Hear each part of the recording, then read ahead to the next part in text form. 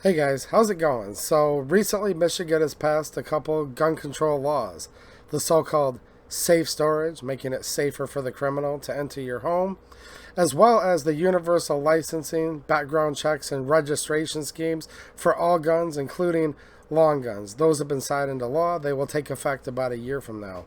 We've also had red flag bills that have passed both the Senate and the House, could be and will be signed into law by the governor any day, or quite frankly, any minute from now. There's also huge priorities. In addition to the several dozen gun control bills that I've talked about on this channel, and with them saying this is just the start, this is just the beginning, we're also seeing a new priority for a potential AWB and MAG capacity limits in Michigan.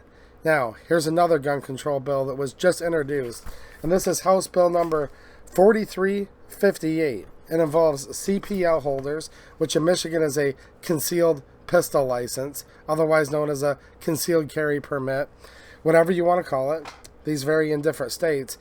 This is going to add more burden and more legislation and restrictions on CPL holders and actually give firefighters and emergency medical services personnel kind of police powers, if you will.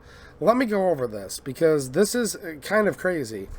And when I say that, I have nothing against emergency medical service providers whatsoever. I think they're awesome. I have nothing against firefighters whatsoever. I think they're awesome. I just think this is draconian and tyrannical to now give them law enforcement capabilities, if you will, when it comes to carrying your concealed pistol and other devices in Michigan. So Michigan has several requirements if you're going to be carrying a concealed pistol, whether it's concealed on your person or in your vehicle. I'm not a lawyer. There's a lot to this, but I'm going to try to be brief. So basically, you have to have in your possession, when you're concealing this pistol or electromuscular devices, you have to have your CPL with you, as well as a state ID, which could be your driver's license or a state-issued ID card. So you have to have them both on you, and they both have to be valid. You also have the duty to show those to a law enforcement officer under current law, and you also have the duty to immediately notify if you were to encounter a police officer in any type of official business, whether they're pulling you over, whether they're walking up to ask you a question. Maybe if you're walking up to ask them a question, there's gray areas. Again, not a lawyer, but you have to have the ID on you, right? That's valid. You have to immediately disclose, and you have to present that ID to the police officer. Here's where it gets interesting in a bad way. So, an individual licensed under this act to carry a concealed pistol and who is carrying a concealed pistol or a portable device that uses electromuscular disruption technology and who is stopped by a peace officer or who encounters in an official capacity a firefighter or emergency medical services personnel shall immediately disclose to the peace officer, firefighter, or emergency medical services personnel that the individual is carrying a pistol or a portable device that uses electromuscular disruption technology concealed upon the individual's person or in the individual's vehicle.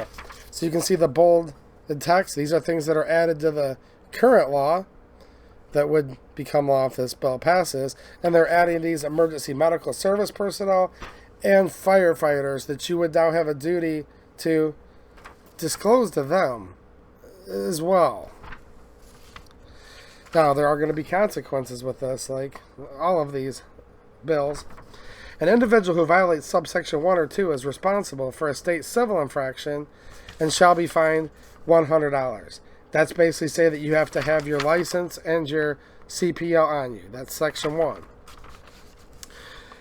An individual who violates subsection 3, which subsection 3 is talking about that if you're stopped by a peace officer, or now it would be firefighter and emergency services personnel, so this is section 3 that you have to notify them. So an individual who violates subsection 3 is responsible for a state civil infraction and shall be fined as follows. For the first offense, by a fine of $500, and by the individual's license to carry a concealed pistol being suspended for 6 months. So $500, 6-month suspension, first offense. For a subsequent offense, within 3 years after a prior offense, by a fine of $1,000 and the individual's license to carry a concealed pistol being revoked. If an individual is found responsible for a state civil infraction under this subsection, the peace officer, firefighter, or emergency medical services personnel, EMS, shall notify the Department of State Police of that civil infraction. That's so they can put you in the database. It also talks about certain methods in which your firearm or electromuscular disruption technology device could be seized during the stop. And then it also goes over, within a 45-day period, different ways that you could get it back and certain exceptions. I'll leave a link to this bill down there in the description. Now, a lot of you probably know what a peace officer or police officer is. But as far as the definition of emergency medical services personnel, this bill cites another statute, which I looked up. And this is found in Public Health Code. So now they're using Public Health Code now, bringing this in with new definitions for gun control. Act of 368 of 1978. This is found in 333.20904. Definitions E, going down to subsection 5. Emergency medical services personnel means a medical first responder, emergency medical technician, emergency medical technician specialist, paramedic, or emergency medical services instructor-coordinator.